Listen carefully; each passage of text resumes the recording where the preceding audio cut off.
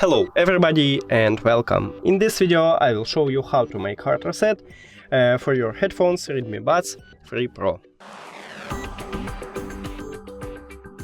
You have to start by open the charging case. Now we should connecting, and after that press and hold functional button for at least 10 seconds.